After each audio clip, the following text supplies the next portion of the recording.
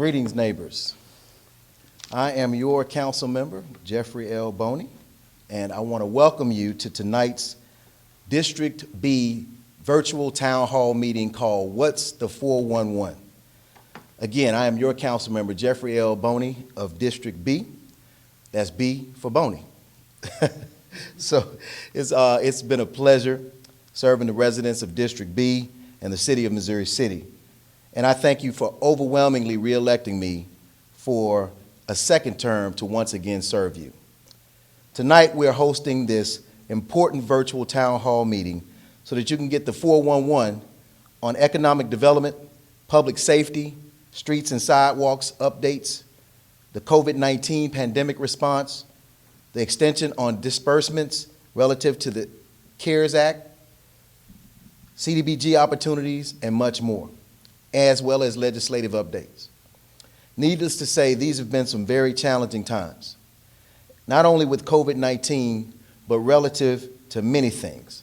Missouri City is a wonderful city with a bright future, and I'm excited now more than ever that we are a part of ensuring that Missouri City is indeed bright as far as our future is concerned. I've accepted the challenge, and I'm excited about many of the things that we've accomplished in Missouri City, and in particularly here in District B since the last town hall meeting that I held in 2018.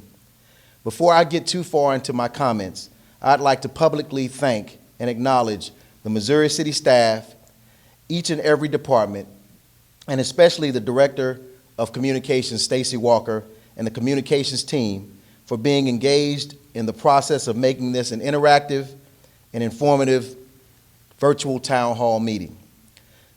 I need everyone to join me in giving them my appreciations and a round of applause. Next, I would like to acknowledge Mayor Robin Allacat and my fellow colleagues on Missouri City Council that I work alongside, making these very important decisions that impact each and every one of our daily lives and each and every Missouri City resident. That is Councilmember Vashandra Edwards, Councilmember Lynn Clouser, Councilmember Dr. Cheryl Sterling, Councilmember Anthony Maroulis, and Councilmember Floyd Emery. I also want to thank all the hard-working HOA board members in District B, and especially all of the HOA presidents who lead them, and the management companies who work alongside them. Lastly, I want to thank all of you for tuning in to this extremely important discussion and for participating. Public service is not easy. If you're truly committed to it, it's definitely not easy, and you hope to do it right. It requires a lot of your time, it requires a lot of your attention to detail, and proactive pursuit of information in order to make sound judgments and prudent decisions. An old wise man once said to me, Jeff, you don't have to have a title to be effective, but when you get a title, be effective. Tonight, I would like to highlight some of the things that have happened in District B since our last town hall meeting in 2018, as well as discuss some things currently happening and on the horizon to show how effective we've been. But before I do that, I often talk to residents and they ask me questions about District B. Where is District B? Am I in District B? And that's a great question. A lot of people quite honestly don't understand what District B is as far as what we cover. So I want to just shout out a few of the subdivisions that are in District B. Hunters Glen 3, 4, and 5, Quail Green South, Bradford Village, Pebblebrook, Fieldcrest, The Woods, Mustang Trails, Meadow Creek Townhomes, Hawks Addition, Quail Valley La Quinta, Plantation at Quail Valley East, Park Gate, Thunderbird North, Lantern Lane Addition, Quail Valley Glen Lakes, Crescent Oak at Lake Olympia, Olympia Estates, Vicksburg, Village of Shiloh, Sedona Creek, Parks Edge, Dry Creek Village, and Creekmont North. These are the areas that are in District B. We go all the way up to Highway 6, Fort Bend Tollway, down Turtle Creek Drive, Mission Valley, of course down Cartwright, and also Texas Parkway. So we cover a very, very vast area. So as you can see, it is a huge area. And again, I'm excited about tonight's town hall, and I want us to get right to it. First on the agenda, joining me today to give a legislative update on our priorities as it relates to Missouri City is none other than my state representative, your state representative, none other than Representative Ron Reynolds. Ron.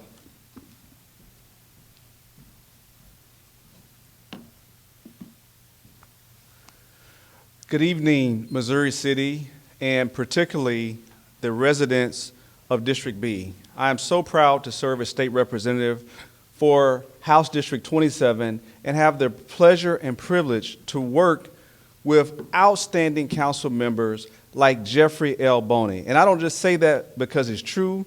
I say that because he has demonstrated a tremendous work ethic. And ever since he's hit the ground running, he has done a phenomenal job.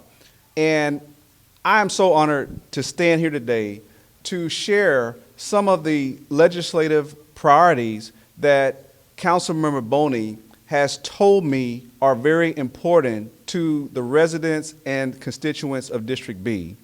And I'm going to do everything I can to work with Councilmember Boney, as well as my colleagues in the Texas legislature, to make sure that we pass good public policy.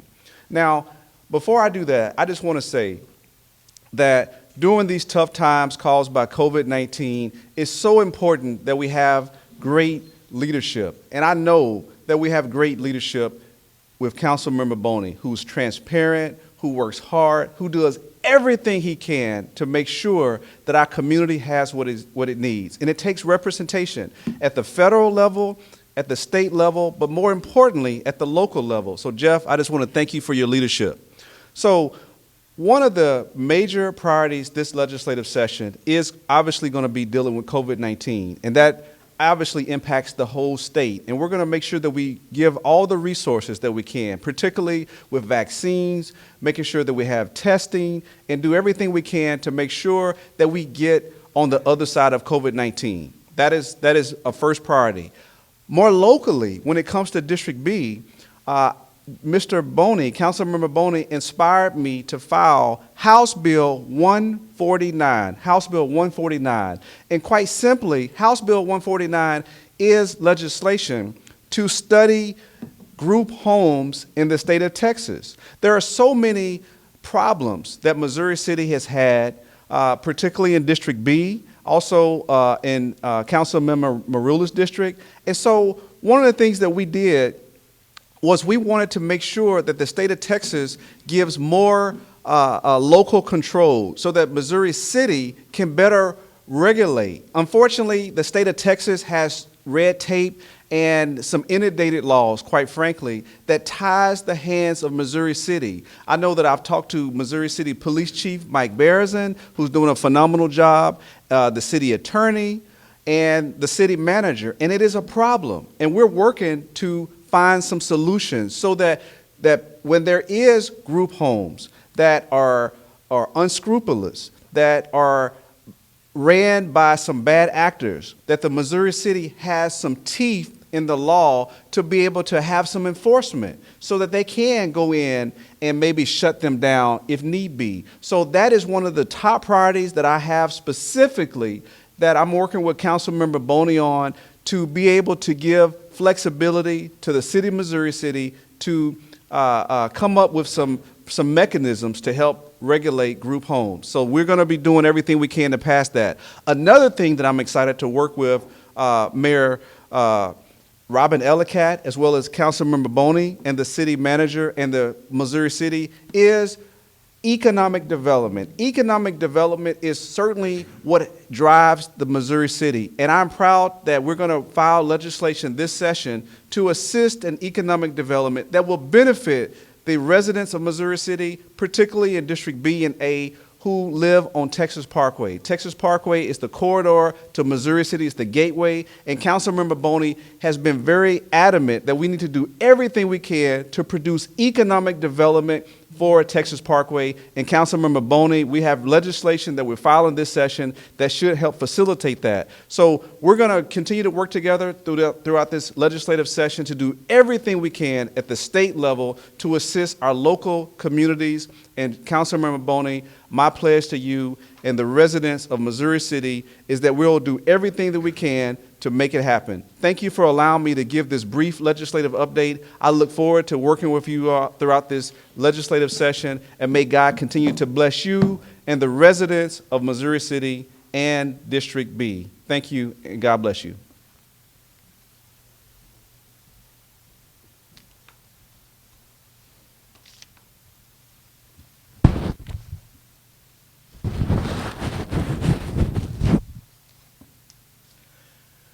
Thank you, Representative Reynolds. I also want to take an opportunity to also shout out State Senator Boris Miles, who is attending another function where he's a speaker, but he also sends his wishes and also states that he is going to do everything he can working with us in order to make sure that those things that are important to Missouri City are attended to. And so I'm looking forward to working with both State Representative Ron Reynolds and State Senator Boris Miles on that. Next on the agenda, we're talking about economic development and how important that is to me as council member for District B particularly, that covers Texas Parkway, Cartwright, as well as the Fort Bend Tollway Highway 6 area. It's very, very important that we think about our future, and economic development is a part of that future. Not only economic development, but economic redevelopment. And so I want to talk about, because oftentimes a lot of people don't really know what's going on, because you know, it's kind of hard to see the forest for the trees sometimes when you're actually in the midst of it. And so there's a lot of things that have happened since 2018 off of Texas Parkway, off of Cartwright, off of Highway 6 in the Fort Bend Tollway area, and a lot of things currently on the horizon and that you'll start to see in the next several months, as well as over the course of the next several years. So with that, I want to turn it over to Ms. Jennifer Thomas Gomez to talk about the economic development that's been completed or underway in District B since the year 2019. Thank you, Councilman Boney, for having me here. Thank you to our elected and appointed officials and everyone who's joining us on the various social media platforms. As Councilman Boney just mentioned, there's a lot going on. And I want to share with you some of the development activity that's going on throughout District B. Next slide, please. So the map on the screen shows you the limits of District B, roughly from Independence along Texas Parkway, east and west, all the way south to Highway 6 along the Fort Bend Parkway.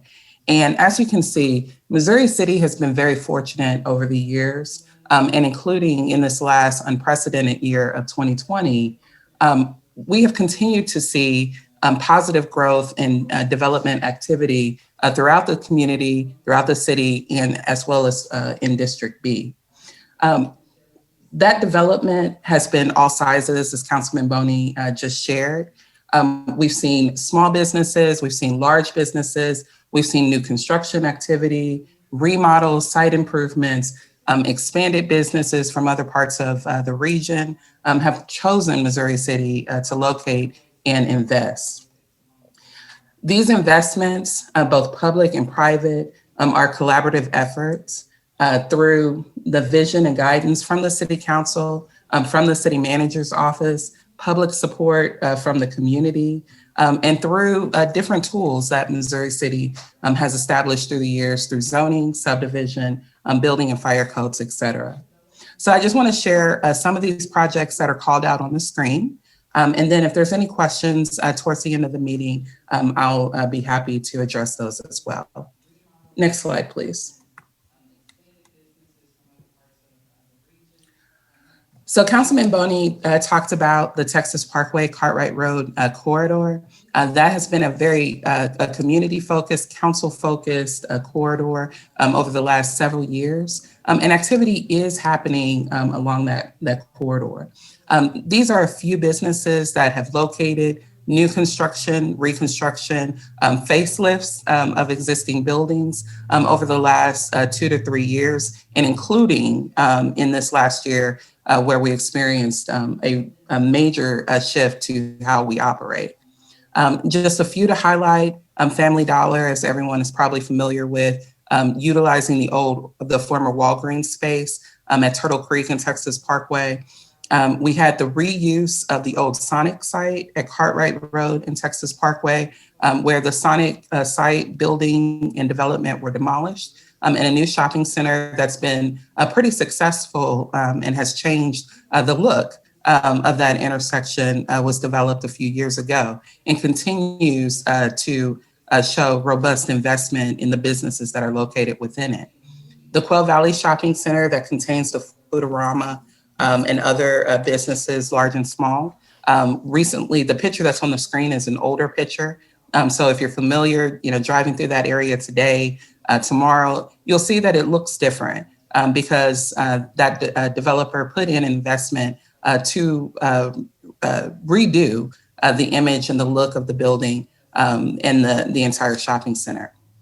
We also have a new business, a daiquiri shop, that's actually located in Houston in 3rd Ward. And they were able to successfully open up a new location in addition to their Houston location here in Missouri City at Greendale Drive and Texas Parkway. Next slide, please. And so along the same corridor, in addition to the commercial development that we're seeing, we're also seeing continuous residential development. And so a lot of interest has been paid to the 2 big buildings going in on either side of Christian Bible Church, right there in the bend of Texas Parkway. And we are excited to see the fruition of many years of work, negotiations, and development activity formalized in the construction of the Gala and the Jubilee at Texas Parkway. These are both age-restricted developments, multifamily units that are expected to be completed this year. They are pre-leasing on both have a website available, and I think the website is linked there on the slide in the sources. But if you Google Gala at Texas Parkway or Jubilee at Texas Parkway, those websites will come up, and they have started to pre-lease for occupancy to start this year. Another development that many people may not see because it's off the beaten track, right there at Columbia Blue and Cartwright Road behind the Foodorama Shopping Center. Syntex Homes has been constructing the final build out will be about a little less than 230 new homes, but Syntex is building the Mustang Trails subdivision in the Bend there. Sashi Kumar's presentation later may share some additional details on drainage improvements and infrastructure improvements that have taken place. But all of those are collaborative efforts to allow these types of developments to grow to fruition in the city. Next slide, please.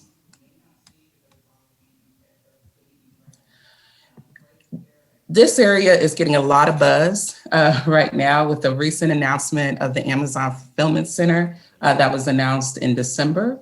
And everyone is very excited to see that constructed and the opportunities for new jobs that it will provide. This was a collaborative effort spearheaded through the city manager's office with a developer on a very fast track. That resulted in the city being able to make commitments on the development timeline. And that was a critical component in being able to allow Amazon to construct here. So we're very excited about the development that's coming. We're very excited about the opportunities that it's providing for that area.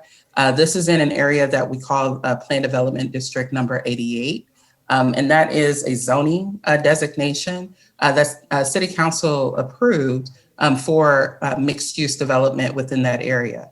But recognizing the opportunity that the city has along the travel Fort Bend Parkway corridor, the regional connections that it provides into the greater Houston region, and the ability for Missouri City to attract businesses like Amazon and others in these critical areas.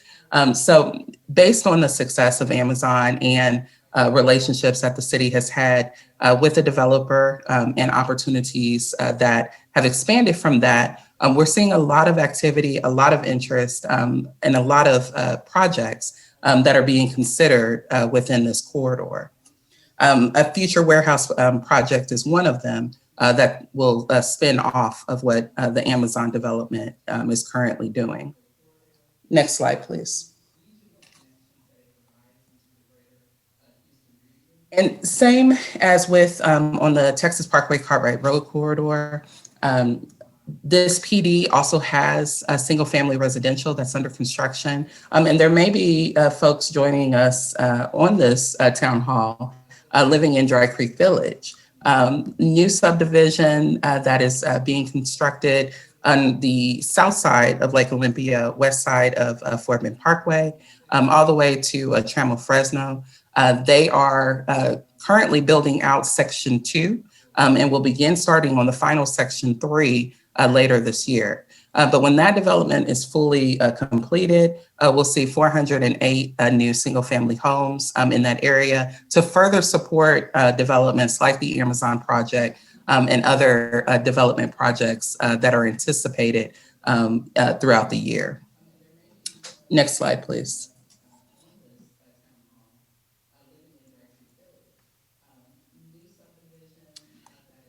On the north side of Lake Olympia, I know everyone has seen Park's Edge and just the transformation that is made out in that area. They are nearly completed with platting and laying out the residential lots for that area. It's a D.R. Horton develop, built project. And it's a really exciting project just to see as it comes to fruition. Lots of investment in parks and trails, connections to the city's overall park system, connection into community park, as well as a lot of trail amenities that for residents living within that community. But this again is development activity that working in collaboration with city tools, regulatory tools, as well as the public, the private sector, all contribute to the market demands that we're seeing, resulting in some of the opportunities that we're able to experience in the community. Next slide, please.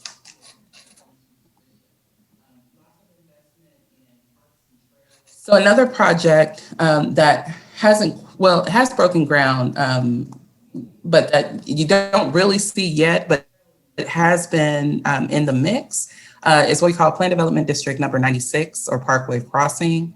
It's just to the east of Park's Edge, all of the undeveloped acreage north of Lake Olympia, as well as where the includes the piece where the new 7-Eleven store recently opened at the intersection of Vicksburg and Lake Olympia. This is where the new fire station site is scheduled to open, and you can see the call out on the picture there. But surrounding that new fire station, this is planned to be a very robust mixed-use development to contain more housing, as well as recreational activities and opportunities for entertainment. The developer has some good, big plans for a possible amphitheater and other opportunities that residents have mentioned over the years as a amenity for the community. So this will be an exciting project to see as it continues to fruition within that area. Next slide, please. And so the final slide that I have is another project that despite the situation that we had coming out of 2020, is still on track. And we are still seeing activity from businesses, from the developer NewQuest, for a project that is called the Fort Bend Town Center 2. And so if you're familiar with that name, the Fort Bend Town Center 1 contains the Kroger Shopping Center just to the south of Highway 6. This would be a similar investment that NewQuest Development is considering on the, or not considering, but NewQuest Development is organizing on the north side of Highway 6. And so the big anchor that a lot of people are excited about are the possibility of Cinemark locating there. We'll see, what happens as a result of the pandemic and any kind of changes in retail and commercial approaches. But as it stands now, Cinemark is still looking at operating there. Other tenants are also looking at coming in. So this is still on track to continue to develop throughout 2021 through these various processes. So that is what I have. If there are any questions or if I need to make any clarifications, please just let us know, and I will be here to answer any questions later on. Thank you. Thank you so much, Jennifer. Again, that was Jennifer Thomas Gomez, who is our Interim Development Services Director. We thank you so much for that update. Let me just be honest with you. You know, we have so much more that we're trying to do in District B, particularly in the areas of Texas Parkway and Cartwright when it comes to trying to revitalize that area. I've spoken to the city manager about the importance of the Draper track. Many of you may know where that is. It's right next to where the CVS pharmacy is, right across the street from the auto zone. That is about 55 acres that I have been trying to bring in, talk to developers and work with the city manager's office for several years, and also have met with the brokers. They've switched brokers since, but to talk about the potential and the opportunities that are there. So trust me, we're looking for opportunities to enhance this area from a development standpoint, but also trying to work with individuals who want to make continued investments in and around that area. I also want to encourage each and every one of you. You may have seen that the mayor, Mayor Robin Allacat, announced the Texas Parkway Cartwright Development Authority is an advisory board. And you have up until February the 12th to apply for that. You can go to the city's website. There's been information that's been sent out by the communications department for individuals in the area that are interested in applying to serve as a resident on there. All the criteria, all the details, including the application, can be found online.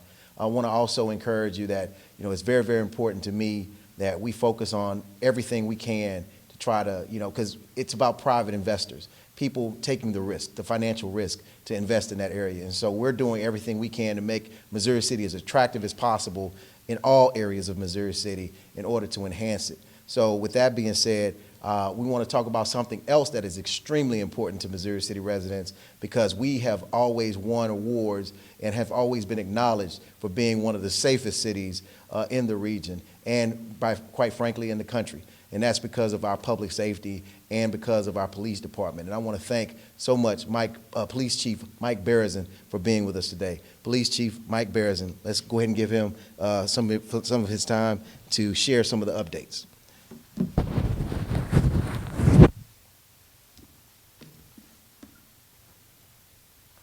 Thank you, Councilman Boney. I appreciate it. Thank you all for joining us tonight and staying involved in your community. We remain committed as your police department to continue to be one of the safest cities in the state of Texas. We've certainly shown that we are going to continue to do that. We can't do it without the support of our city council, certainly, and certainly without the support of our strong community. And the strong community support is what has made Missouri City consistently one of the safest cities in the state of Texas. So if we could, we'll go to the next slide. And I want to point out some of our department highlights. With all the recent police reform talk that you might hear on television about certifications and all that, well, your police department has remained one of the few accredited agencies in the entire state of Texas. In fact, if you'll see that top bullet point on the slide, you'll notice that Missouri City is a 3-time recipient of the Texas Police Chiefs Association Texas Recognized Agency Accreditation or Award or designation. There's less than 25 police organizations in the state of Texas that have this designation, and we're about to come up for our audit again this year, so we certainly plan to be a 4-time recipient of that, and I'm quite confident that the numbers of police agencies in the state of Texas that will be 4-time recipients probably will grow even smaller, although it'd be nice if they'd all keep up with these types of accreditations and recognitions. One of the things we strive for is not only provide you front-end services of quality, but also back-end services of quality. And how we measure that is our crime clearance rate. The state average for clearances of crimes is 15%. Missouri City's currently is at 30.5%. That's double the state's average.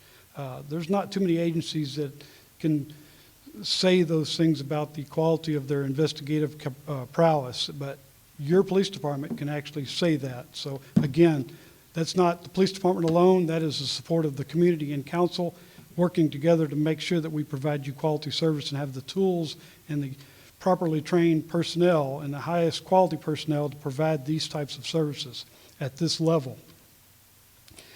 As Councilman Boney said, we're always ranked in one of the top safest cities in the state of Texas and oftentimes in the nation, but I will tell you that three of the big ones are on this slide that I'm showing you now, and that happens to be the Home Security Advisor ranking system, because their methodology is certainly founded and peer-reviewed.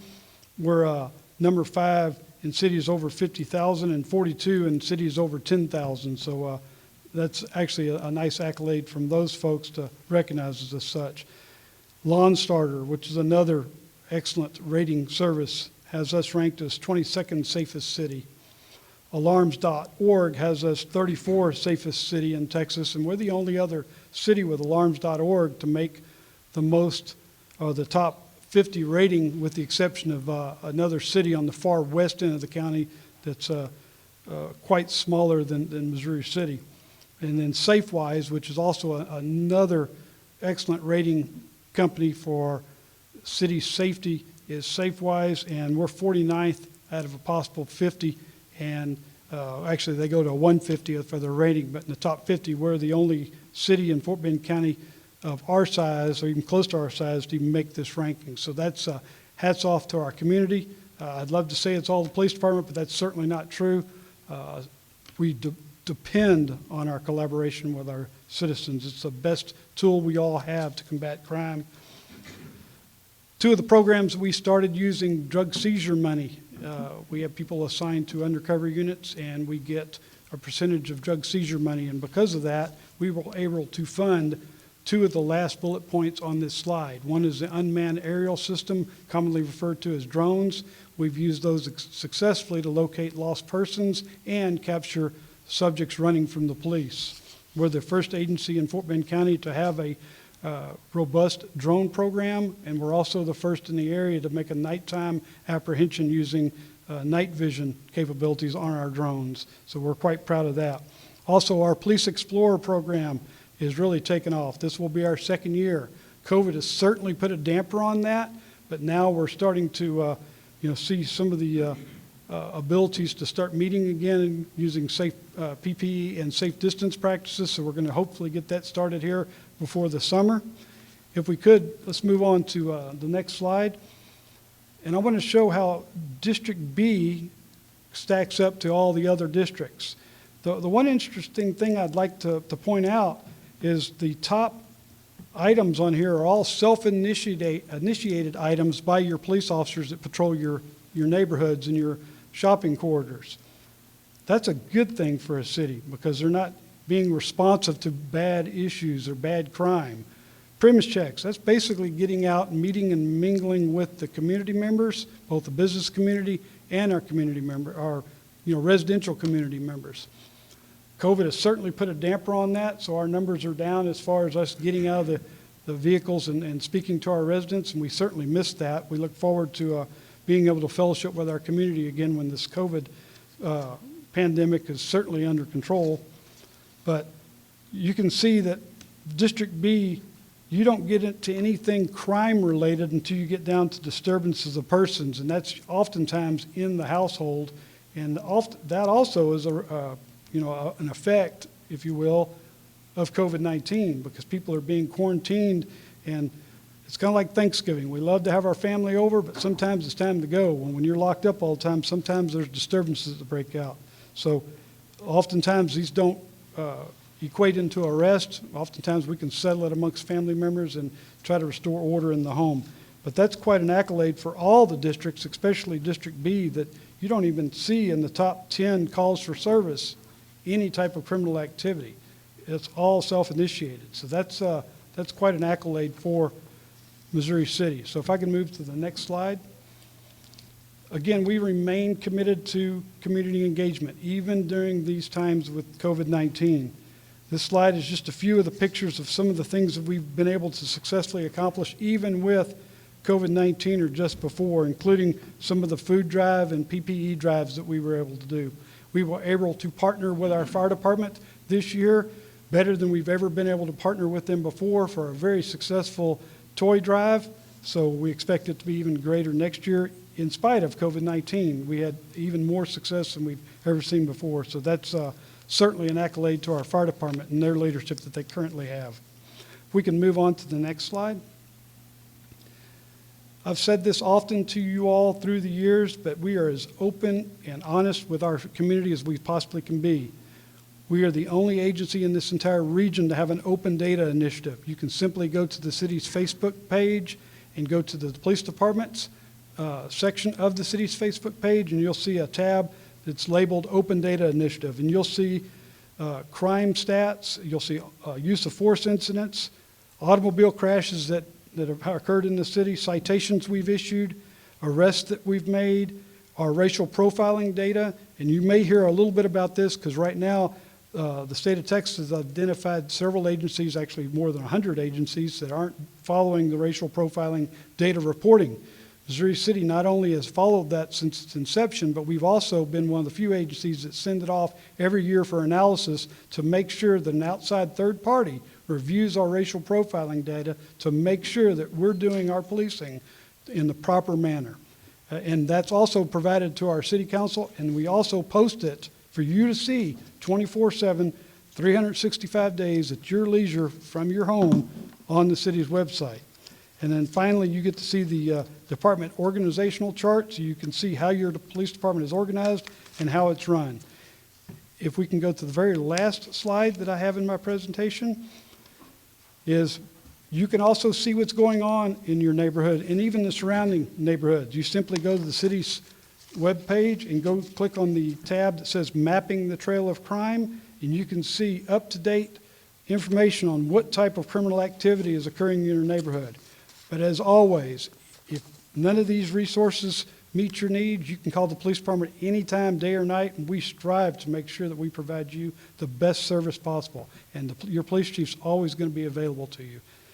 And I think at this point, I am done here, and I'm going to introduce Councilman Boney back to the lectern. Thank you for your time, and thank you for allowing me in your home this evening.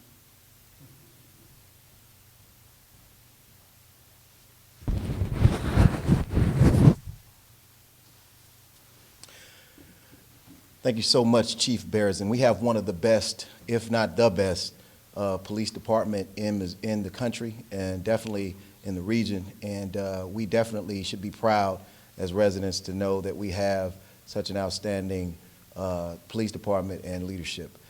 Coming up next is another outstanding department that also keeps us safe and is always on top of things when it comes to not only fire, but also paramedics. I'm talking about none other than our fire department. And I want to bring up now our acting chief, acting fire chief, Mario Partita, to come and give us a COVID-19 update.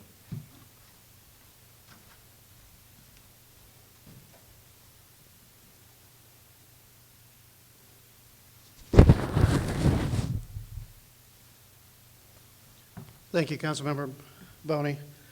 This evening, thank you for inviting us into your home, and I thank Councilmember Boney for having this town hall and giving us an opportunity to share with you some of the things that we're doing in your fire department. We have a lot to be proud of in the fire department. There's a lot of initiatives, including the building and construction of Fire Station 6 to expand our services, as well as the day in and day out activities and services that our firefighters are doing out on the front line. They've been actively engaged in firefighting and like Councilmember Boney mentioned, especially on the EMS side. They've been responding to calls since this started. But tonight, and I'm proud of them and I appreciate all the work that they do. But tonight we want to focus on sharing what we are doing as a city in our COVID response. I want to share with you some data that we've been tracking and we track every week, and it's numbers that affect Missouri City. Today, to this date, we've had, from the start of COVID-19, we've had 3,674 active cases. Currently, there's 603 cases, and we saw a slight spike after the holidays, but it looks like it's starting to plateau and kind of coming down, but we'll have more data to share on a weekly basis. The death rate since this started almost a year ago is at 75, and right around Christmas time that was at 65, so we've seen some increase from the holidays.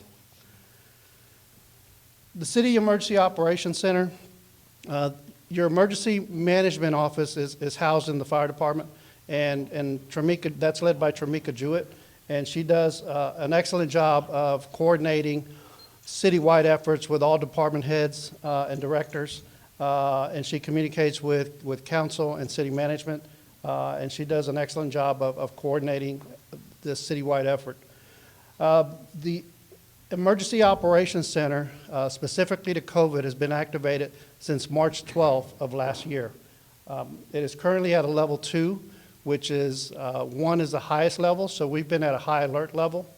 And what that means is that we meet every 2 weeks.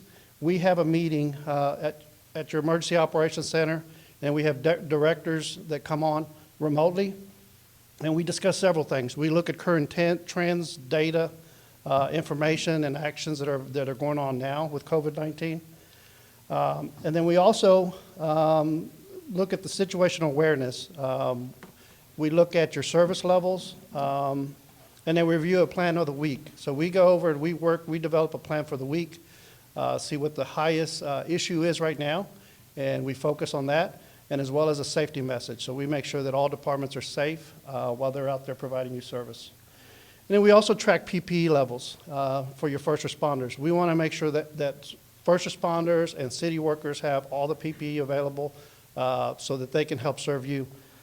So we track not only total quantities of PPE on hand, but also we track burn rates. So we want to know how long our PPE is going to last depending on how we're using it now. So we track those burn rates. And service levels, of course, I mentioned, is we look at every department reports in any service level impacts due to the COVID changes, and we make adjustments along the way. And then, of course, with the help of communications, we get that information out in front of you. It's important to note that we also have a medical director who's also our medical authority for the city that's on staff. He's a contracted physician. His name is Dr. Joe Anzaldua. And he has been the fire and EMS, our fire and first responder EMS medical director, but he is also the city health authority. And he does several things for us. Most importantly, he's available to us 24 hours a day, 7 days a week. I can call him in the middle of the night and he answers his phone. So if we have an issue that comes up, he is highly responsive and available to give us advice and give us some guidance on issues that we're faced with. He is our liaison to the county, and especially now with the vaccination programs. He has been our liaison with the county, and he works very closely with them to try to engage and try to get as many vaccinations to our area. But he also provides us treatment protocol guidance on how we respond on EMS calls, and we've adjusted policies to meet his guidance. And then he also takes care of our employees. He manages and advises human resources when our employees get exposed or get ill from COVID-19. So he provides guidance on how we should take care of them and when they should report back to work. He is also currently helping us facilitate the vaccination plans for both the first responders and for the public. So he is helping us get that information out. So he's been a strong advocate for Missouri City, and he continues to work hard for you. The next thing I want to cover is twofold. One is vaccinations for first responders, and then vaccination information for the community. Like I mentioned, your first responders, police, fire, public works, everyone that's out in the field, it is important to keep them safe and keep them healthy so they can take care of you.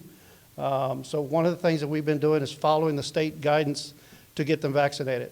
So for fire and EMS, I'm pleased to report that fire and EMS, first responders and police officers that wanted the vaccine We've met that threshold, and we have vaccinated 100%.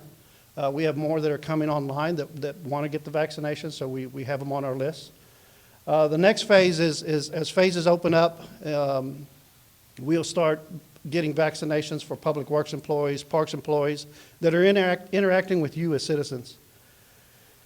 I want to just touch on a few highlights of the actual phase that's in place right now. The current phase was focused on hospital staff, long-term care staff, especially vulnerable residents and seniors, and then, of course, EMS providers engaged in patient care, our home health care workers and residents of long-term care facilities, and those over 65 and those over 16 with one medical condition. We have focused extensively on our seniors. We are trying to get them, with the help of our communications department, we're trying to get them the most current and up-to-date information on where they can get vaccinated. In addition, we have put in place an initiative where we're out, our public education department is out at senior homes, senior living facilities, and we're giving them reminder cards for those that received the first vaccination shot, the reminder card for the second one, because it's important that we help them with those reminders and get them that second vaccination on time. So we're actively engaged out in the public. The second part is a community vaccination that we're kind of leading into. Missouri City is currently not a vaccination provider. The way the system works is there are providers that are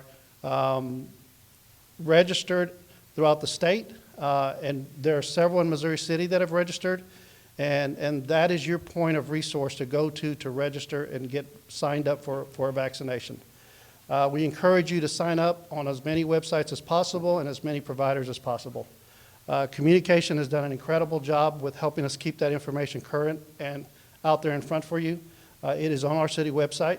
If you go to the COVID hot button, you'll see all the different news updates that provides. So there's a full list of all the vaccination providers, and you can register with them. Depending on where you fall on the phase, they'll either get you scheduled when they get vaccinations, or you'll go on a waiting list for that phase to open up. On that website is also news conference videos like this one, or previous press conferences that we've held, and also PPE drive information. The city also has packets of PPE that we are making available and have been making available to our citizens.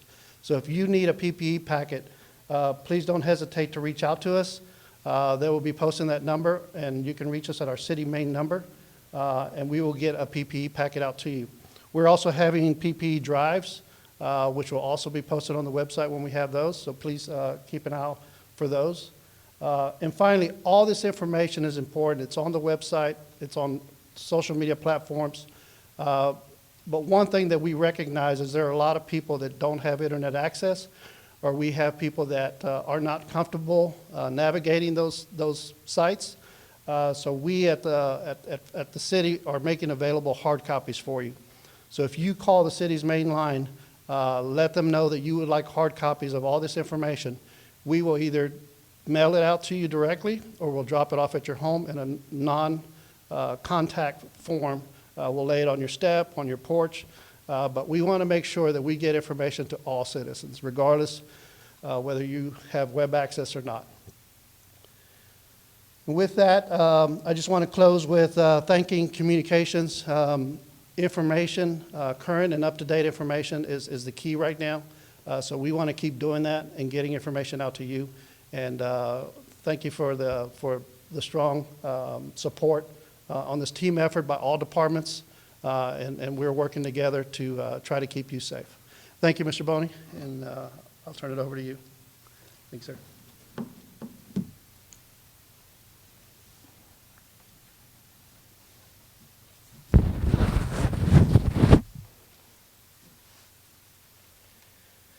Thank you so much, Chief Partita, for that informative information. Let me just tell you, man, you know, I don't even need to begin to tell you how important it is to take COVID-19 seriously. I, you know, almost passed away as a result of being in ICU for 9 days with COVID-19. I have an uncle right now, my dad's youngest sibling, who's battling for his life right now, just got off of a ventilator at the same hospital and under the care of the same doctors that I had when I was battling COVID-19. I was one of the first people in the region in March to contract COVID-19 and was diagnosed with a pulmonary embolism, a major blood clot in my right lung, and I'm just getting over that. I can't begin to emphasize how important and how serious this unprecedented and vicious virus is. So please stay safe. Please take these updates seriously, and please take advantage of the things that Chief Partita says when it comes to the PPE or any other things, information and knowledge. And we're going to talk about something else right now that's very important, the vaccine, the COVID-19 vaccine distribution, and to give an update on that as far as what's going on. I know a lot of questions have come our way as it relates to COVID-19 vaccine distribution. I've been getting a lot of emails, a lot of phone calls, a lot of text messages, a lot of information on social media where people needing to know, wanting to know. And so to give a COVID-19 vaccine distribution update is none other than Clinical Pharmacy Manager Mona Finley.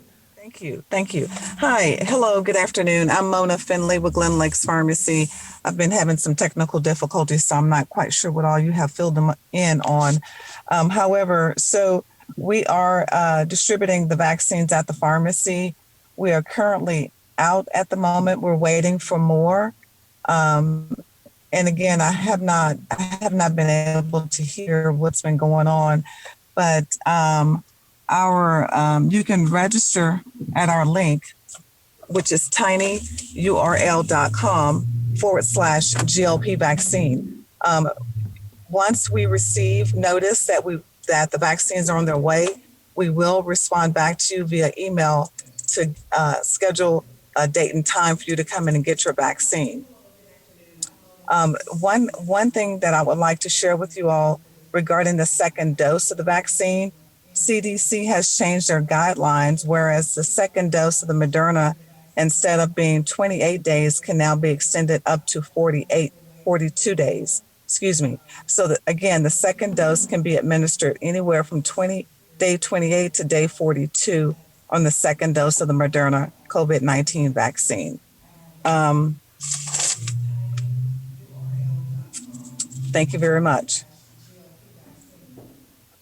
All right, thank you so much. That was, of course, Clinical Pharmacy Manager with Glen Lakes Pharmacy, Ms. Mona Finley. Thank you so much for that update. Now, to talk about something that's also been a point of concern, as a lot of questions have come our way about streets, about sidewalks in District B, is none other than our Public Works Director, Mr. Shashi Kumar. Shashi.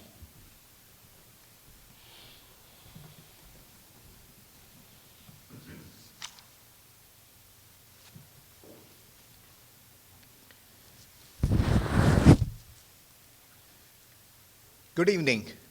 Thank you, Councilmember Boney, for giving me the opportunity to update on public works item as well as infrastructure items that are very important to the residents of Missouri City, especially to the residents of District B. I'm going to start off with the first update, which is the sidewalk rehabilitation program. Over the last few years, at the direction of the City Council and your council member, the city has invested a lot in the sidewalk rehabilitation program.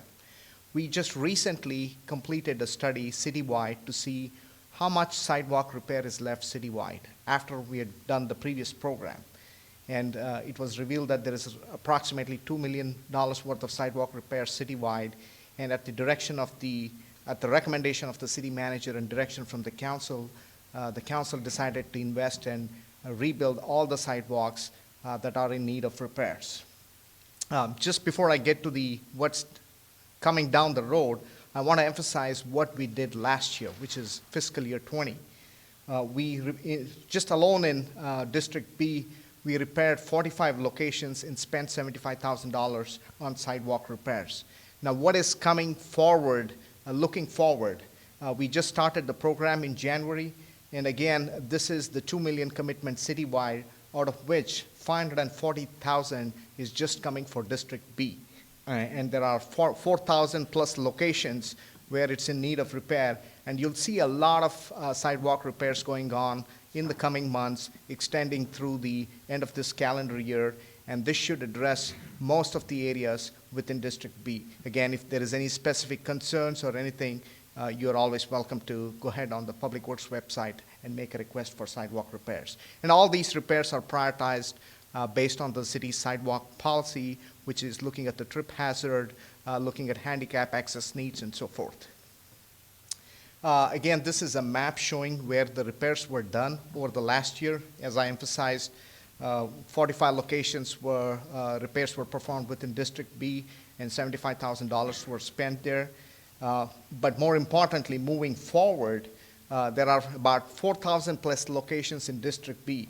Other than the new subdivisions such as Dry Creek, Park's Edge, this is going to touch pretty much all the neighborhoods within District B that are over 10 years old. And again, 540,000 is committed to sidewalk repairs. And again, all this is not going to happen overnight, but it will happen throughout this year, extending through this calendar year 2021. The next most important item is the condition of our streets. Concrete streets does serve a useful life. 40, 50 years old streets are in Missouri City, but once they start to fail, needs to be investment made in terms of pavement repair. And what we have seen is that is happening here in Missouri City. With that in mind, the city's council committed double the funding for the pavement rehabilitation program. And I want to emphasize that this funding for the current year allocated citywide is $1.5 million, of which we have identified $528,000 worth of projects just alone in District B. And very recently, at the direction of your council member, we looked at some other streets that were in dire need of repair. For example, Reedwood Drive and Glen Forest Drive, close to the entrance to the Hunter's Glen Section 4 subdivision. So there is a whole bunch of streets. Probably you can see that in the map that's identified in front of you. Again, these repairs have already started. They're occurring in District B, but we'll be just ramping up through spring and summer, and a lot of these repairs will be completed by end of October of this year. Now, moving on to the corridor enhancement. You heard a lot about initiatives to support economic development, and this is one among them. And what we're trying to do is enhance the major corridors within the city, which is the Texas Parkway and Cartwright. You've already seen some landscaping along the medians along Texas Parkway and Cartwright. That was done in partnership with TxDOT. The other one that we recently awarded a contract is the installation of reader and monument signs. Now, what is a reader and monument sign? If you have come to a city hall, right as you enter the city hall, there is a display sign with some landscaping. Those are kind of the monument signs that we are trying to install at 4 new locations across the city, of which 2 directly impact District B. One will be at the Texas Parkway entrance right into the city coming off of the Fort Mentold Road. The other one will be right here at the Independence and Fondren intersection. So we've done the median landscaping along Texas Parkway and Cartwright. The corridor, or what we call the reader and monument signs, are being installed and should be completed this summer. But the big one that's coming is what we call the red carpet entry along Texas Parkway, stretching between the entrance to City Hall and along the HCC campus. Along with it, at the direction of your council member, there was a request to see if we could do the entrances at Lexington and Independence Boulevard. So we've added that into the project, and this is a project currently in design. We're working with the Houston Community College, and we believe this construction should start sometime end of this year as well. Again, this is a rendering of the limits of the project. What we call the red carpet extends between the entrance to City Hall and Lexington Boulevard, and we're looking at some median landscaping right at the entrance of Independence and Lexington at the Texas Parkway entrance. And again, it may provide more opportunities down the road to enhance those median landscaping along Lexington and Independence, but that's something in the future that we'll be looking into. A lot of emphasis on economic development. In order to support that, you need infrastructure. And one of the things that we've been doing is expanding the wastewater treatment plant that the city owns in partnership with two other entities, which is MUD 47 and 48. And this is located by Trammell Fresno and southwest corner of Trammell Fresno and Fort Bend Toll Road. And again, you've heard about the Amazon Fulfillment Center that's coming in, Dry Creek, a lot of other residential and commercial type developments.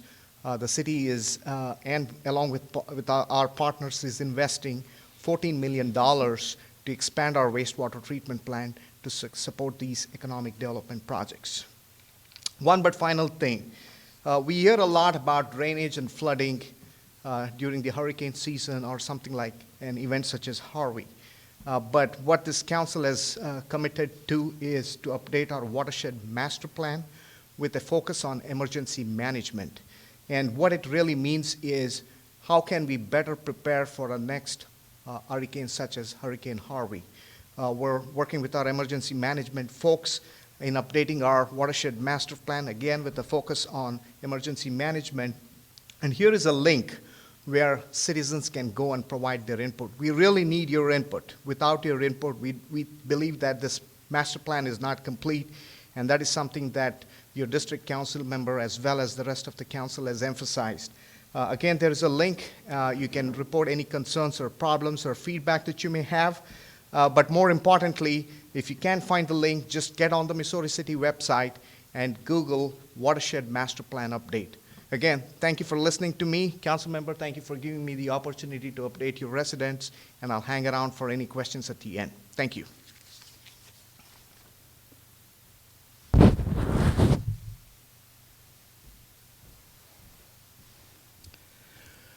Thank you so much, Shashi. All right, moving on. Another thing that's been important, a lot of people have taken advantage of it, and some of the residents may not even be aware that we were offering CARES Act dollars for not only small businesses in the area, because that was more emphasized than the fact that we also provided CARES Act dollars for many of our residents from a mortgage and rental and utility standpoint. So to give an update on the current status relative to residents and businesses on CARES Act funding, the CARES Act dollars that were provided by the federal government is none other than our Assistant City Manager, Mr. Bill Atkinson. This is Bill Atkinson, Assistant City Manager, and tonight I'm going to cover a couple items, and you had a presentation earlier from Chief Partita and then also Ms. Finley in regard to the pandemic and the impact that it's had on us as a community. And to that end, we have received federal funding. You maybe have heard on the news or in other places about the CARES Act, and I'll talk to you how it's impacting both residents and small businesses. Doug, you can go to the next slide, please. So as I mentioned, this will cover small business assistance and then also a residential component. We are a subrecipient of the Corona Act, which is called the CARES Act, or the Corona Aid Relief Economic Security Act. And from that, we have received to date $6,108,775. And this money is being primarily invested in 3 programs to assist, again, businesses and residents throughout Missouri City. The small business program is in place to help small businesses who have been operating in Missouri City since March of 2019 and have been impacted by COVID-19. Again, for this program, City Council has allocated $2.5 million, and this will cover lease mortgage for businesses. And we have an application process, or had an application process that began a few months ago, and it's a maximum of $20,000 per participant, and the reimbursements can only cover the months of October, November, and December of 2020. The funding for this program, the CARES Act, was terminated in December, or designed to be terminated in December 30th of 2020. And therefore, we could not spend anything further, but Congress came back and extended that for those who had already made application prior to the end of 2020. So we are dispersing those funds, and we hope that in 2021, as you may have seen, there will be additional disbursements from the federal government, and we'll be finding out more about that in coming months.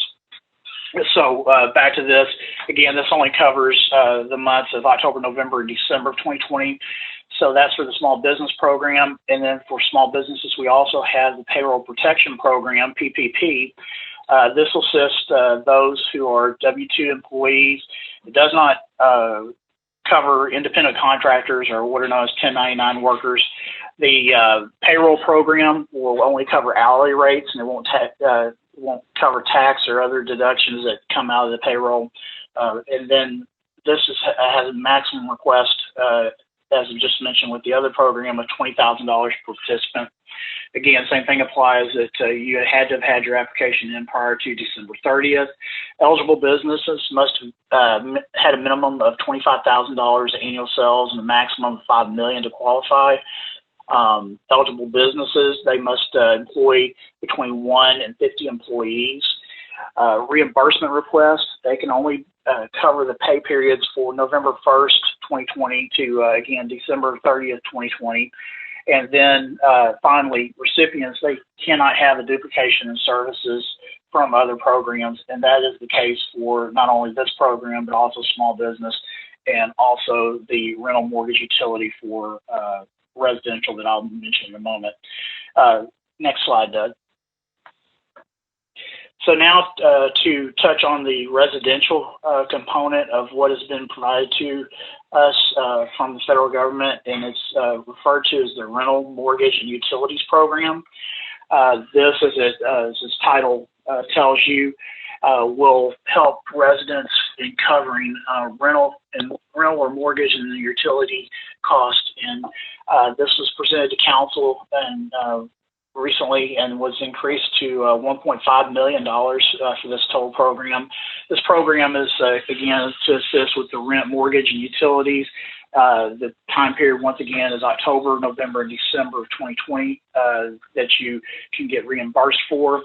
The maximum that you can get from this program would be capped again at $20,000 per participant, and residents, you benefit in the following way: direct rent payment to the landlord or for eligibility and approval of coronavirus impacted tenants, and then direct payment to mortgage company for eligible approved coronavirus homeowners. Again, we do have had an application process that would vet out these questions and make sure that with the answers you gave that you were eligible or met eligibility requirements for it. Secondly, to participate on the basis of being a landlord or a mortgage company, they must be in good standing with the city, county, and state with their taxes and all required payments. Agree to accept rent or mortgage payment directly from the city and charge no penalties or fees to the renter or to the mortgagee. And then agree to refrain from initiating any eviction process for the months the tenant has applied for assistance, and in order to rescind any such process that's underway. And as you may know, there have been federal guidelines put in place to intercede in the eviction process during this time. So I want to make you aware of that. Next slide, Doug. So as I've been mentioning throughout, the CARES Act has been extended for applicants that had made application prior to December 30th, 2020. And that's for all four programs that we just mentioned. And the new deadline for requesting reimbursement from Fort Bend County or the city is March 30th, 2021. And those applications, again, must have been filled out, received by December 30th, 2020. These will only cover the expenditures, again, accrued during October, November, and December 2020 for all three programs. Next slide, Doug. And I wanted to give you an update, and I provided this to council at their last meeting. Fort Bend County, as I mentioned, we're the subrecipient from funds from Fort Bend County, and they wanted to get an update as to how funds have been expended, how we've been able to positively impact people with three programs that we have in place. And so the report that we have sent to them shows that for the lease mortgage program for commercial businesses has helped 84 business applicants with an average of $4,404 a month per applicant.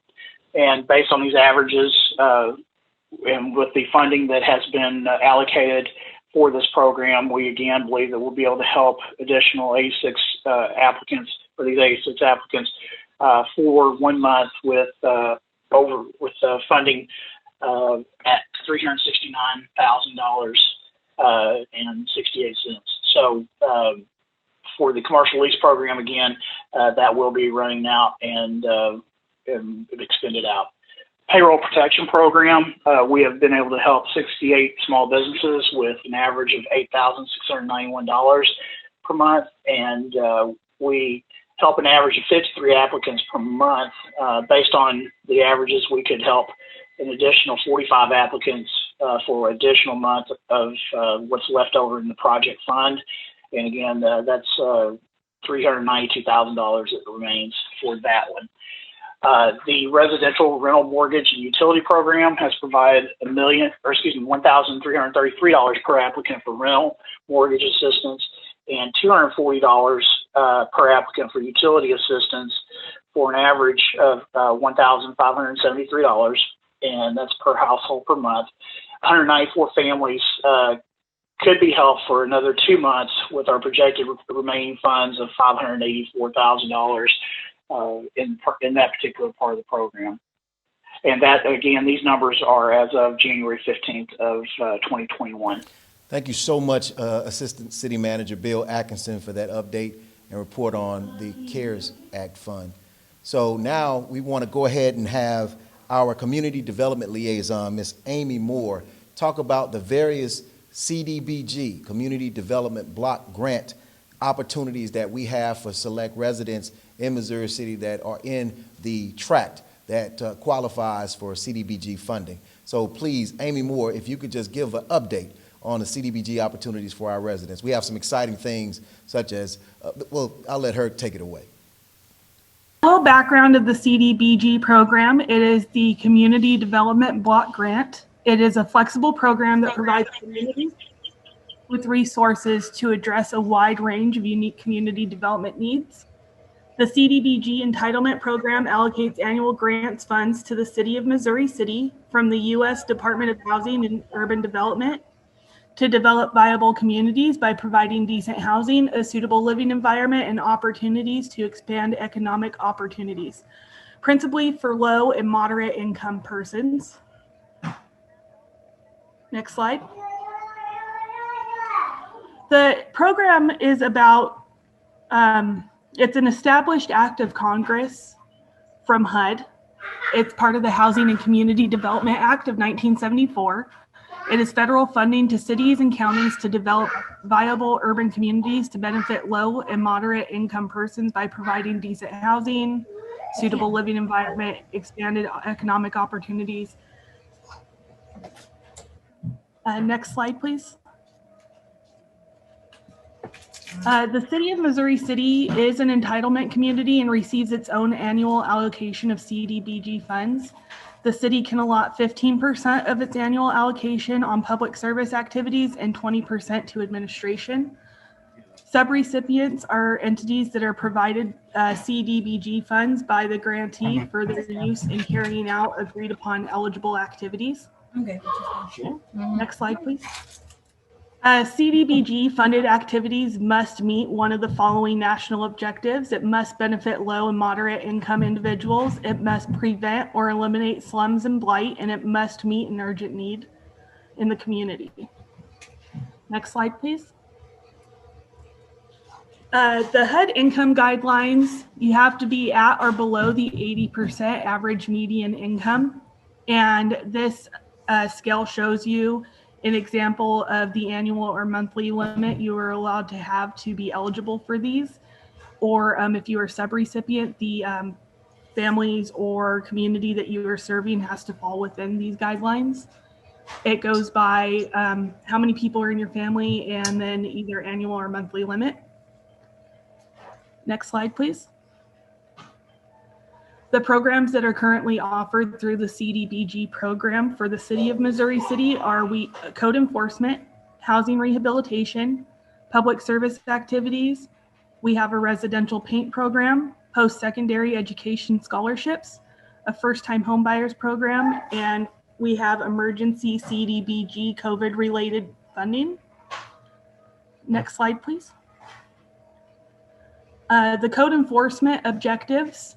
It was created to provide assistance in addressing deteriorating conditions within structures located within the low and moderate areas in the city. By identifying the problems with structures, primarily residential houses, at their onset would reduce the cost burden to the homeowners. This project provides for a code inspector and equipment to effectively identify these violations. The code inspector makes routine observations in the qualified low to moderate income areas within the city. Next slide, please. Our next program that we have is the Housing Rehabilitation Program. The objectives of this are to prevent hazardous health conditions and code violations in owner-occupied homes in the city of Missouri City. It's to prevent the deterioration of property in neighborhoods, to improve the quality of the owner-occupied housing stock for low and moderate income persons, and to provide rehabilitation assistance to low and moderate income persons for housing rehabilitation activities. Next slide, please. Some information about this program is the home must be occupied by the owner as their main residence. The program is to bring the home up to code. It doesn't cover any kind of remodels or upgrades. The funding pretty much allows for basic supplies when it comes to replacing cabinetry or anything like that. The grant allows up to $12,000 of work per residence. You can only use the grant one time in a 5-year period. Current wait list is 3 years. It is a work in progress where it's a top priority to address this and to reduce this wait time. The home must be within the city limits of Missouri City. The ETJ does not qualify at this time. The applications open up in the spring for this program, and the income for the entire household must fall within the 80% of the AMI as per the HUD guidelines. Next slide, please. We have public service activities. This is another program that we offer. These are grants that are typically awarded to nonprofits who benefit low to moderate income families in the community. Our current recipients for this fiscal year are Fort Bend Meals on Wheels and the Edison Arts Program.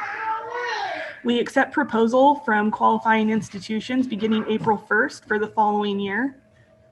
The public service is available only to special populations or limited clientele as defined by HUD, including the disabled, homeless, elderly, people living with HIV/AIDS, abused children, victims of domestic violence, mentally ill, and chronic substance abusers. Next slide, please. The program only allows for the next program we have is the residential paint project. This program only allows for exterior painting and minor repair of the exterior of the home. Think of this program as more of providing a curb appeal facelift.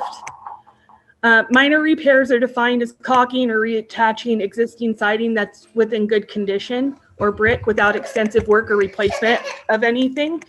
The program is currently set to launch March 1st of this year. HOAs have been contacted to collaborate and start implementing in areas with the most need first for this program. The home does have to be owner occupied, and their income does have to fall within the 80% of the AMI in order to qualify, and they must fall within the city limits of Missouri City. Next slide, please. Our next program that we offer is the post-secondary education scholarships.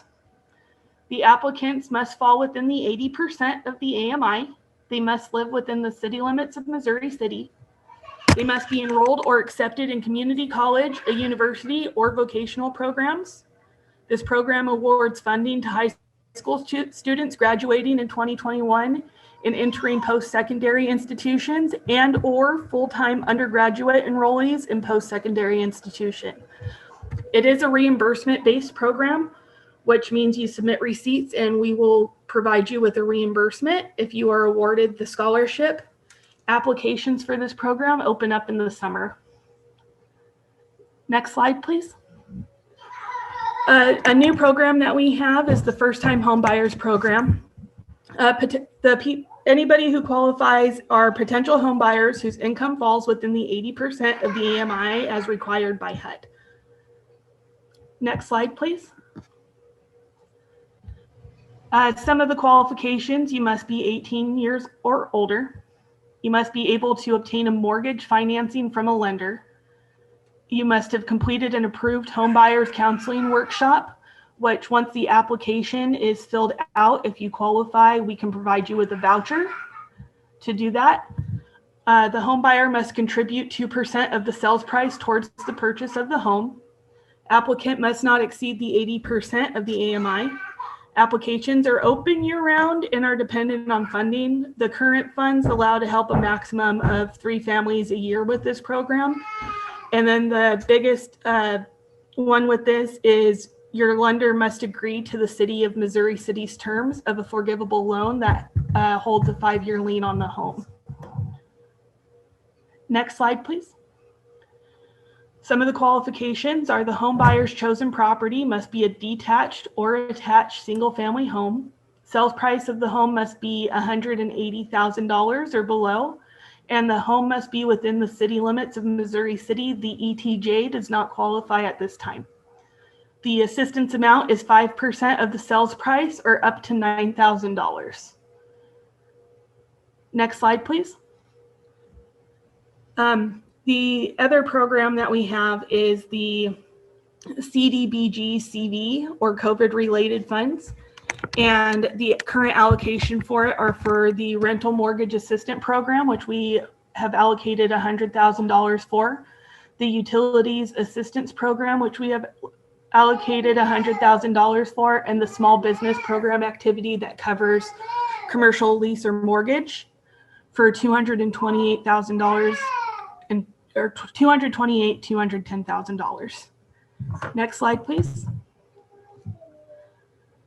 The Small Business Emergency Grant Assistance Program. This entire funding has been an add-on to the CARES funding. So we are working on getting a change to our action plan made, an amendment to kind of make this, the wording in it, more inclusive and extend the dates on this. But the eligibility for it is must be located within the incorporated area of Missouri City. The business must have been in business for the entire calendar year of 2019 and remain operational through December 30th. Must be a small business with 1 to 50 full-time employees and a 2019 gross revenue of at least $25,000 and no more than $5 million. Must have a valid commercial lease or mortgage that was in effect prior to March 1st, 2020. No outstanding tax liens, debts, delinquencies, suspensions, or judgments. Vendors must not be debarred or suspended. Must not have received or applied to receive any other COVID-19 assistance for mortgage, rent, or leases for the months of which you're applying. Next slide, please. The Rental Mortgage and Utility Assistance Program is follows a lot of the CARES Act.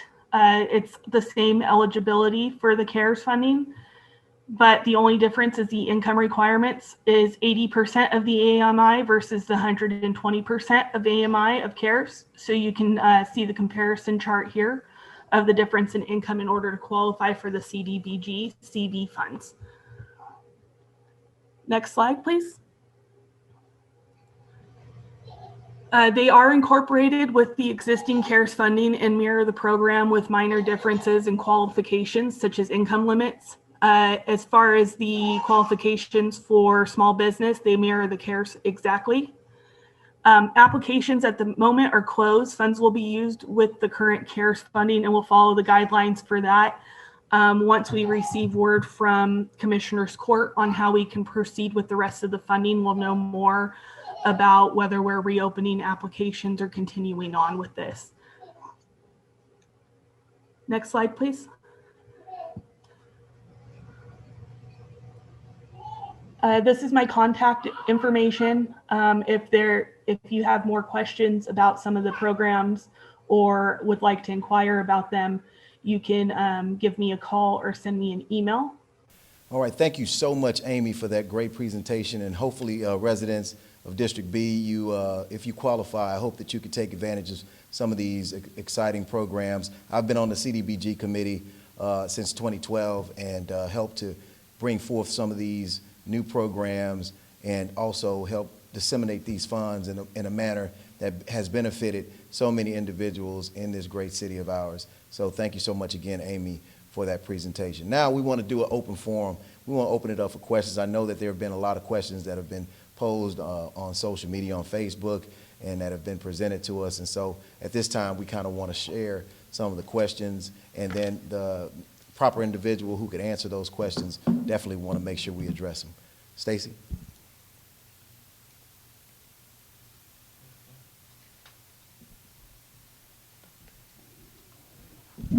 Thank you all for your feedback and for watching tonight. First question, what are the plans to manage increased traffic on Texas Parkway, especially with the new apartments opening up? Okay, we'll allow Mr. to come and address that question. Yes, sir. What are the plans to manage increased traffic on Texas Parkway, especially with the new apartments opening up?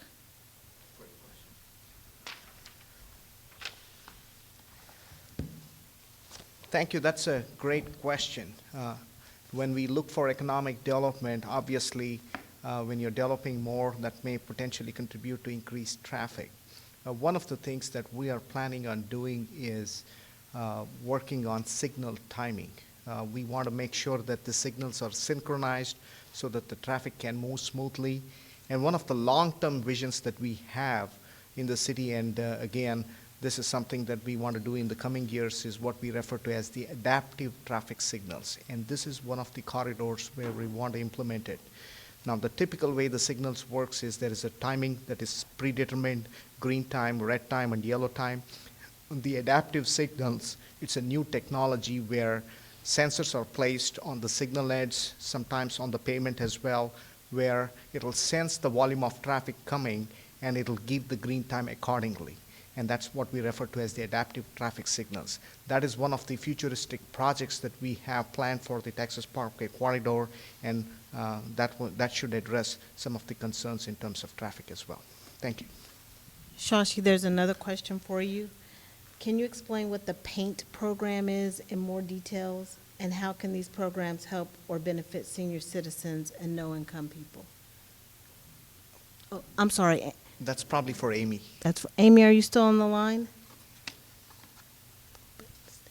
I'll be here. Thank you. Okay, so while we wait for Amy, Shashi, another roadway question.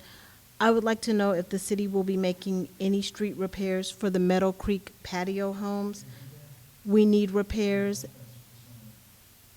We need repairs and pay the same tax rates, but are not receiving repairs. Probably that question is alluded to the fact about private streets. I know that discussion is being going on at the city council level.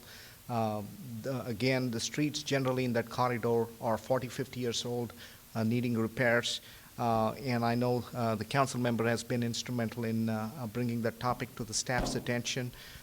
There's a question that some of the streets have been classified as private, and so they have not received the same service that the public streets that the city has received.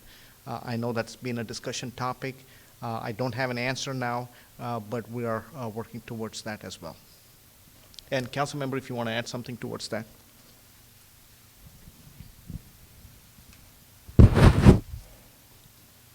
Yes, I definitely want to speak to that. This is an ongoing issue. Since I came on council, I was made aware that the area involving the patio homes in Meadow Creek, that these were deemed private. And of course, I have convened several meetings with many of the patio homeowners and the HOA in that particular area.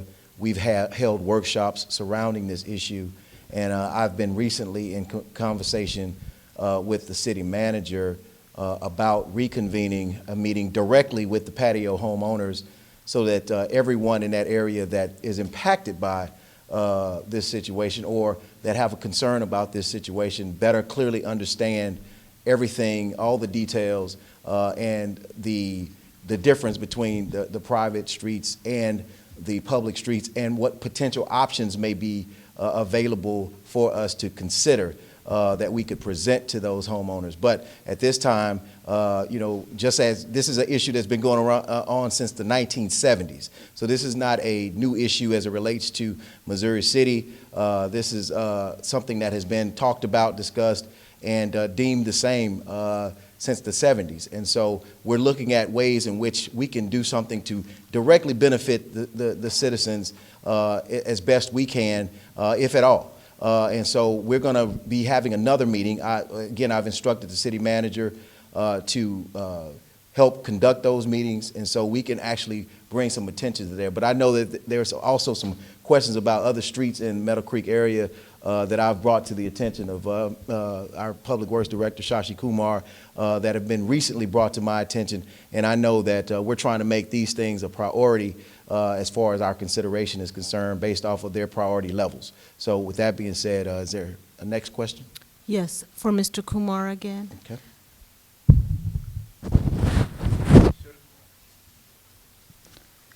I am wondering what the timeline is for street repairs in Meadow Creek other than Ashmont, which was done a few years ago.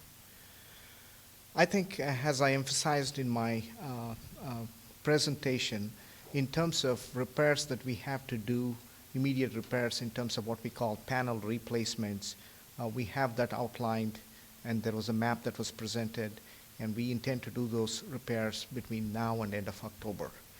There has been an overall emphasis on the condition of Missouri City streets and how we can improve the conditions of the streets. And just to elaborate a little bit on it, last year we did a citywide pavement assessment. This gave us a synopsis of what the streets are and really which are the bad streets. And one of the things, I may say this because this is being contemplated at the council level at this point, is should the city come up with a street rehabilitation program so we can aggressively pursue reconstruction of some of the streets that are in poor conditions. And again, that's a policy decisions that is being contemplated at the city council level. And once we have some policy directions, we will prioritize those streets and look forward to including them in our work plan for reconstructions within the next 5 years. Thank you. Thank you. What are the plans to place utilities on the esplanade on Texas Parkway and Cartwright? When they mean utilities, is that water and wastewater utilities, or are they talking about Comcast or those kind of utilities? I wanted a little clarification on that. So that was as specific as the question was. So if there's a range of information that you can provide, or something that would specifically go on esplanades in terms of utilities? I think what we are looking at generally on the Texas Parkway and Cartwright is we recently did that, is we put in the irrigation lines to support the landscaping projects. I know there are other plans in the works, such as Wi-Fi connectivity and those things that are being looked into. But since I'm Public Works, I'm going to speak utilities related to water. Those irrigation lines have been installed around Texas Parkway and Cartwright to support the median landscaping that was recently completed. Thank you.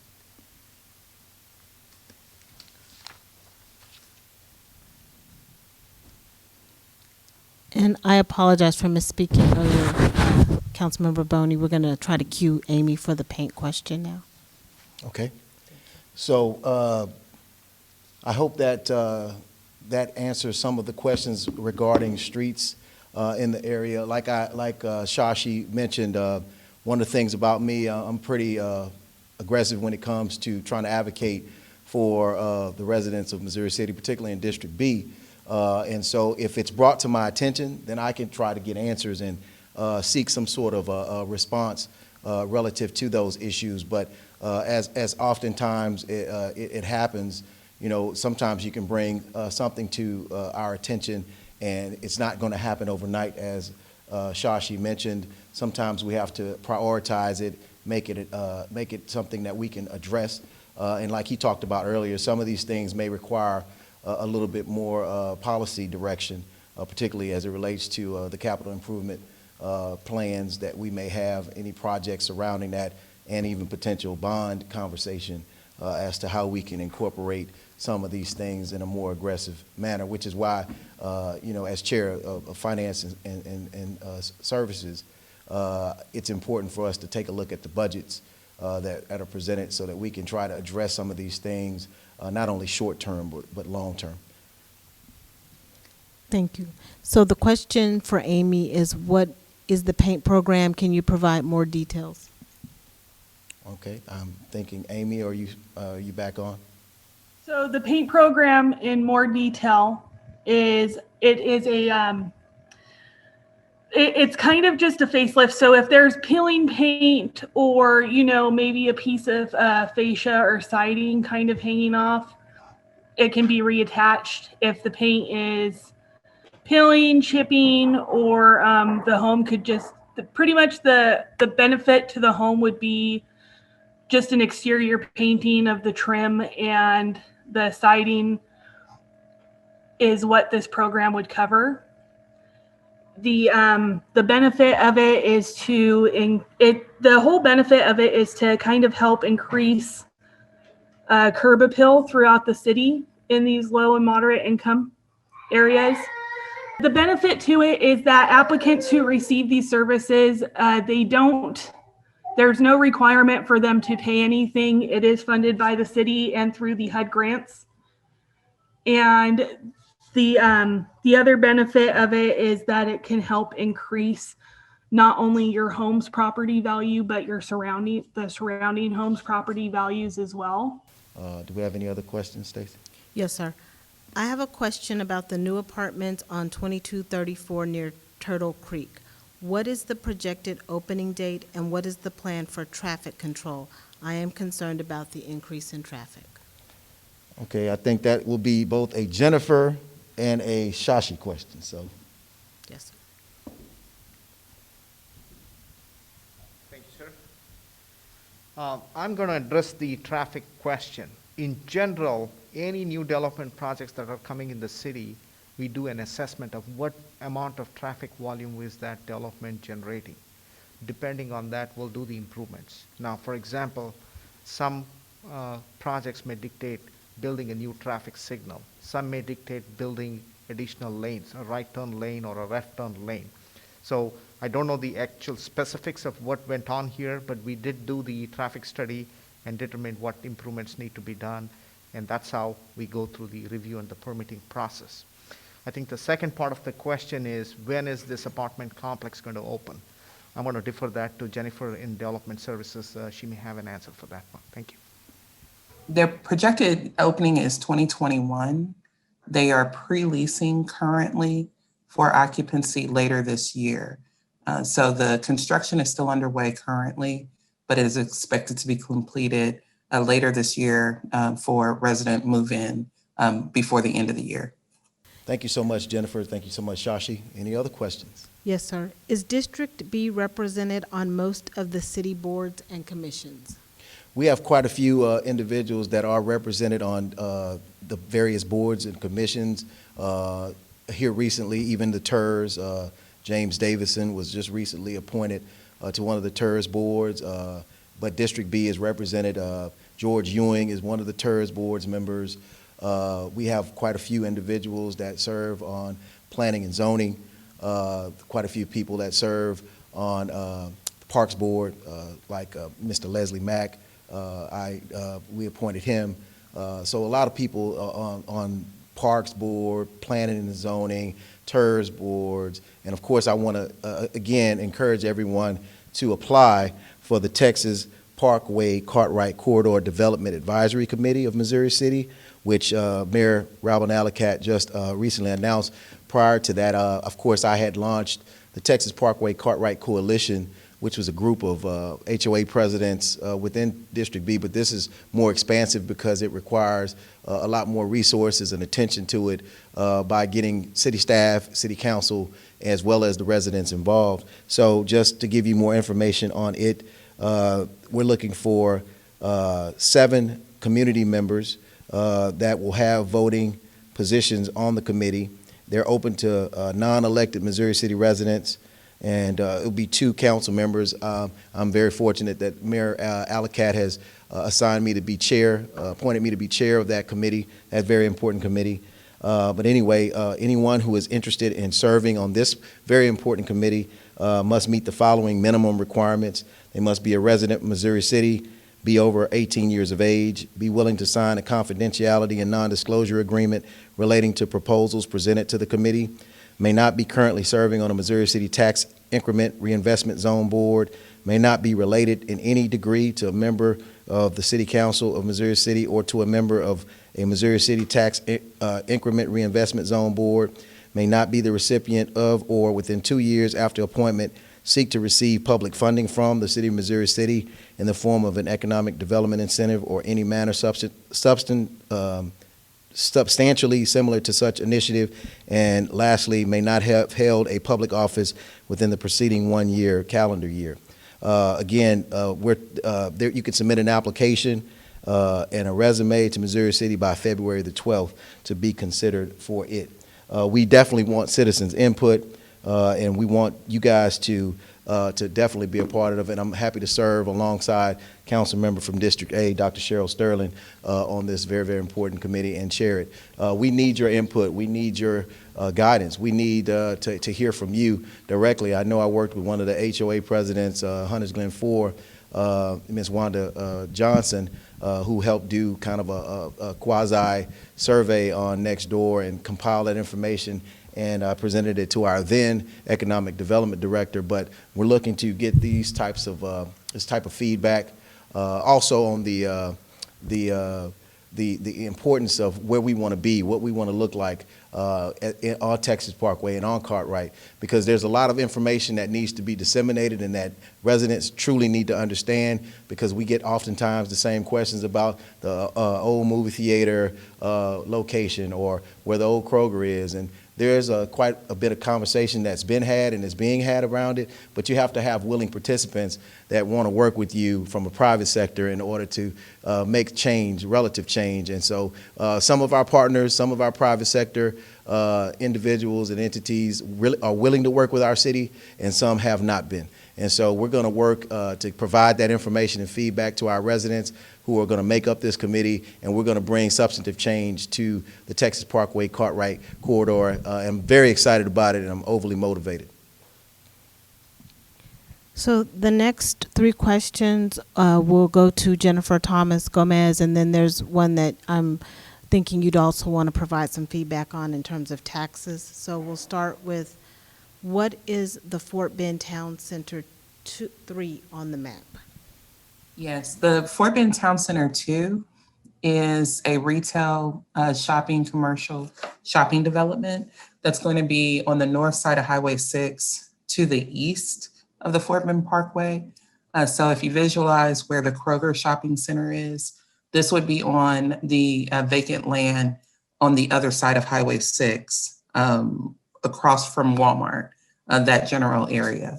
So it'll look very similar to the Kroger Shopping Center is how they're laying it out.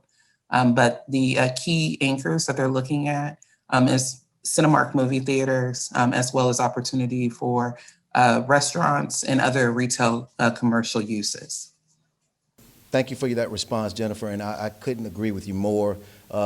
Increased commercial and retail business to Missouri City does nothing but help soften the blow and to undo the burden, the unnecessary burden on rooftops and homeowners in the city of Missouri City. So we welcome these new businesses that have chosen Missouri City as their destination spot. And so it's up to us to increase those opportunities even more so when it comes to economic development and redevelopment, which is why that is an extremely important focus of mine. And I definitely want to ensure that, just like we did this year in lowering the tax rate for the first time for several years, I want to say since 2013, that we now have the ability to even further look to reduce the tax burden from a local level anyway on our citizens. And so that's our hope, that's our focus, that's our efforts that we're doing on a day-to-day basis. And I know that's one of the things that I'm championing on a day-to-day basis. So let's try to get more businesses, more retail, more commercial businesses, and more opportunities to grow on the sales tax revenue side here in Missouri City. Any other questions? Yes, sir. There are two that will be posed to Amy again right now. Okay. How do you apply for the paint program, and is there a cost for it? There is no cost for the paint program. The applications are currently not open yet. We're anticipating March 1st. And we will have paper applications available upon request, and the application will be available on our website. Okay, and is it open to all senior citizens? Yes, it's open to anybody who is a homeowner within Missouri City limits who fall within the 80% of the AMI. Does the Texas Parkway Apartments benefit the city from a tax revenue perspective if developed by a church or via CDC? And does the restriction mean seniors only?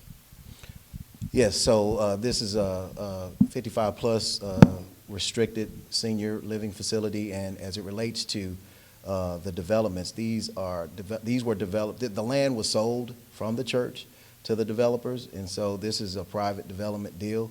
And so this is definitely not something that is going to be off of the tax rolls of the city. We will benefit from a property tax standpoint relative to this particular development. And so we're excited about it, and we're looking forward to Gala and Jubilee opening here in 2021. Is there a fire station scheduled to be built near the Park's Edge subdivision? Absolutely, great question, and I can bring up Chief Partita if he would like to add more than what I'm about to say, but I'm very excited to have championed bringing Fire Station 6 over to the Lake Olympia Parkway and Fort Bend Tollway area here in District B, and so we're looking forward to moving forward on those. We've already made decisions, and council has already provided direction and given the green light to go purchase the apparatus, as well as to moving forward with the design of that particular station, as well as moving forward with other things relative to the fire station, because it's going to need to be staffed. But what it's going to do is going to shorten the time that individuals could be serviced by our fire department, because right now, and Chief, if you could come on up and address this, you could speak to the time that it takes for individuals and what stations service that area right now. Thank you.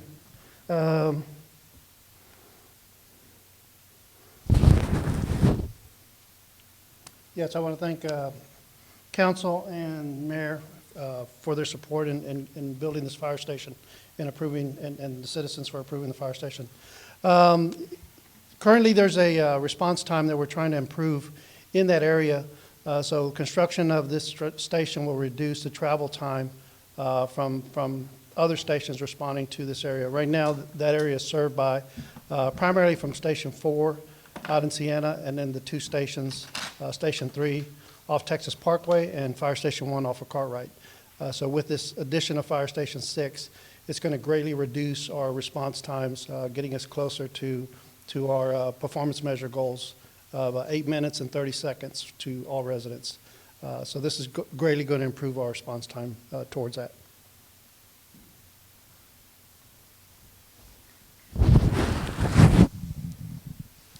Thank you, Chief. Any other questions? Yes, sir. Which program is there where citizens can help the police in relation to crime and traffic safety? We'll have Chief Barrison come on up.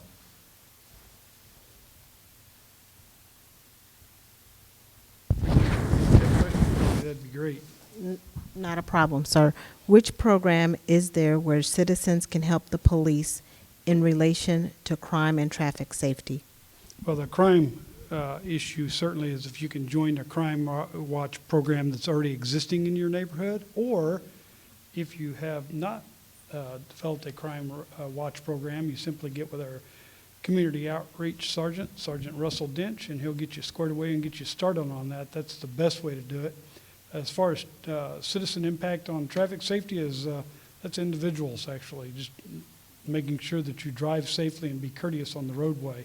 If you see a traffic issue, let us know.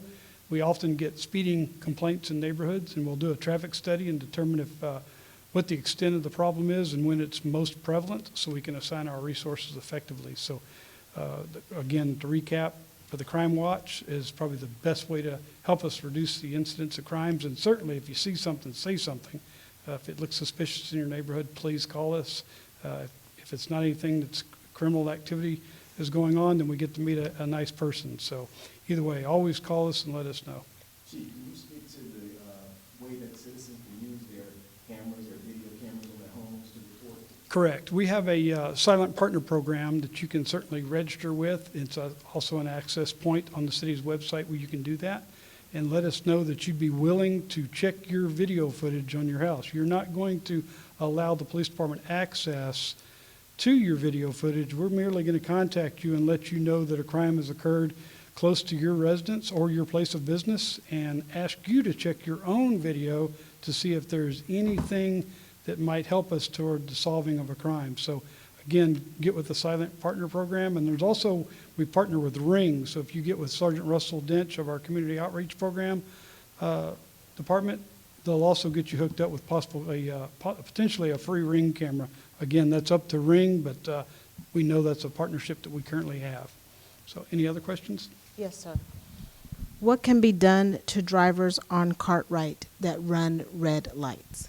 The only thing we can do to any violator of a traffic violation is to issue them a municipal court citation to appear in municipal court and answer for whatever violation it was that they were seen committing. So that's the most we can do. And I know that we have a motorcycle traffic enforcement unit that City Council authorized several years ago that are quite proactive, and they generate a large number of activity for our municipal courts. So if you, again, that's back to if you see an issue, let us know. We do studies consistently, and we determine when the issues are taking place and then assign our resources to the best of our ability with what we have. So like I said, that's, again, back to see something, say something, and let us know. Any other questions?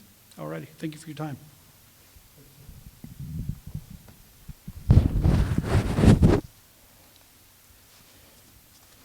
I want to thank our dedicated staff, communications department. We're well past our time that we had allotted for this, but if we could take one more question, is that okay? You have one more?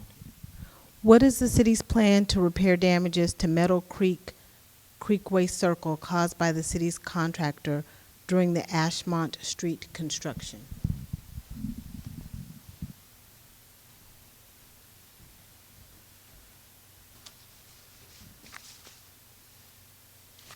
Thank you for that question. I don't know if I have an answer for that. I know as part of our Meadow Creek conversations that we had with Councilmember Boney, some of the districts did bring that to our attention that during the construction of Ashmont, that some of the contractors' vehicles had used the private streets. Now, as soon as the city staff came to know about it, we installed signs to deter that kind of a movement. As far as what damage has been caused, we're not sure. The reason being those streets are 40+ years old. In the event that any contractor has a 1-year warranty, if it was brought to our attention within the 1-year warranty period, we would have asked the contractor to fix it. But we're past that period.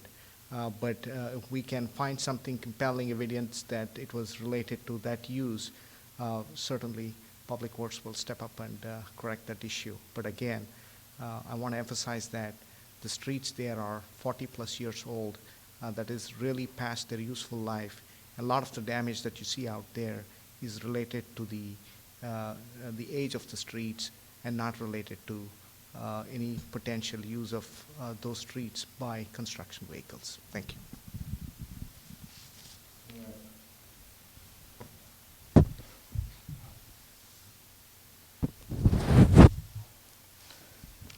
I just again want to reemphasize my appreciation and express my true, sincere appreciation to every member of city staff who was part of this informative town hall on today.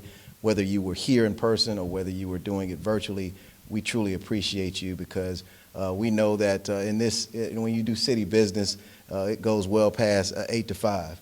And so we greatly appreciate you guys for that, as well as the communications team, Director Stacy Walker and her team, for making this a successful event.